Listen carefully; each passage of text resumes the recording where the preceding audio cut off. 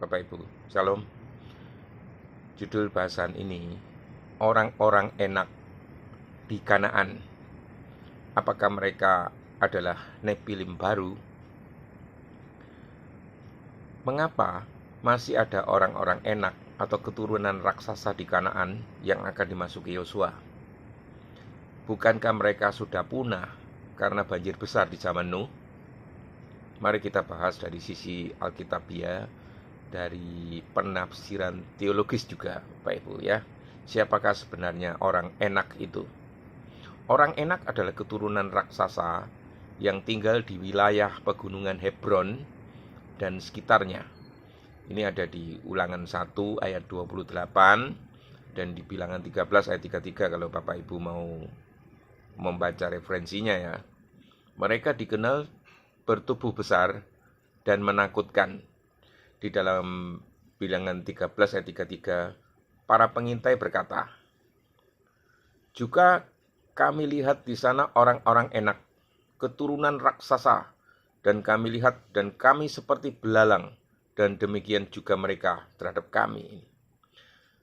Mereka adalah bagian dari bangsa-bangsa yang ditaklukkan oleh Israel di bawah pimpinan Yosua.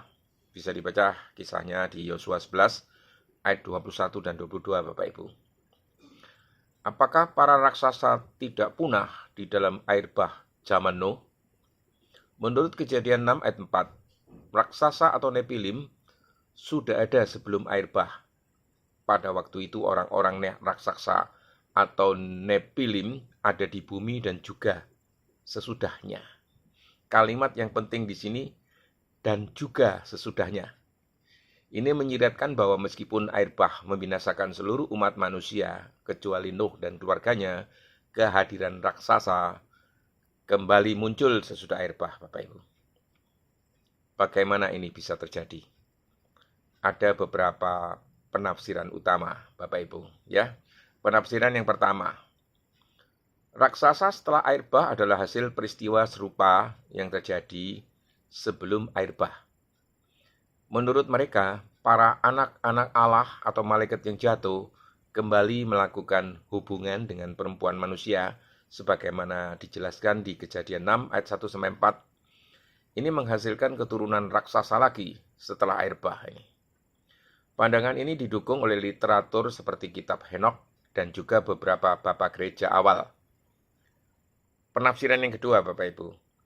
Raksasa bukan hasil campur tangan malaikat, tetapi gen manusia tertentu yang bertubuh besar ini. Di dalam pandangan ini, orang enak adalah keturunan manusia biasa, misalnya dari garis Kanaan atau bangsa-bangsa asli yang memiliki postur tubuh besar. Mereka disebut raksasa dalam arti figuratif, Bapak Ibu, bukan makhluk setengah malaikat ya. Jadi kehidupan mereka setelah air bah bukanlah hal aneh karena mereka bukan makhluk supernatural. Dari mana asal orang enak kalau hanya Nuh dan keluarganya yang selamat? Di dalam Kejadian 10, yaitu tabel bangsa-bangsa, disebutkan keturunan Nuh melalui anak-anaknya Sem, Ham, dan Yafet. Salah satu anak Ham, yaitu Kanaan, adalah leluhur dari bangsa Kanaan, termasuk bangsa Enak, bangsa Het, bangsa Yebus, dan lain sebagainya. Ini kisahnya bisa Bapak Ibu lihat di Kejadian 10 ayat 15-19. Maka secara silsilah orang enak bisa saja keturunan Ham di Kanaan dan mereka berkembang menjadi bangsa bertubuh besar ini. Nah, apa peran orang enak dalam kisah penaklukan Kanaan? Orang enak menjadi simbol ketakutan bagi bangsa Israel. Mereka pertama kali disebut saat para pengintai masuk Kanaan. Di Bilangan 13 ini Bapak Ibu. Dan ketakutan mereka terhadap raksasa ini ya, menyebabkan Israel tidak percaya dan memberontak Bapak Ibu.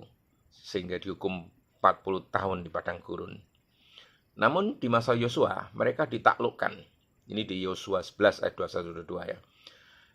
Hanya menyisakan sisa kecil ya. Di Gaza, Gad atau Asdod ini. Menariknya, Goliat dalam 1 Samuel 17 juga diyakini berasal dari keturunan raksasa dari Gad sisa dari orang enak kini. Jadi kesimpulannya Bapak Ibu, mengapa masih ada orang enak atau raksasa setelah air bah? Karena Kejadian 6 ayat 4 menyebutkan dan juga sesudahnya. Artinya, raksasa muncul lagi setelah air bah. Mereka juga berasal dari hubungan malaikat jatuh dengan manusia lagi, atau hanya manusia bertubuh besar dari keturunan Kanaan. Ini dua penafsiran Bapak Ibu ya. Orang enak menjadi ujian iman buat bangsa Israel ya. Dan simbol musuh besar yang hanya bisa dikalahkan dengan iman dan ketaatan kepada Tuhan. Sekian Bapak Ibu, semoga Tuhan berkati. Amin.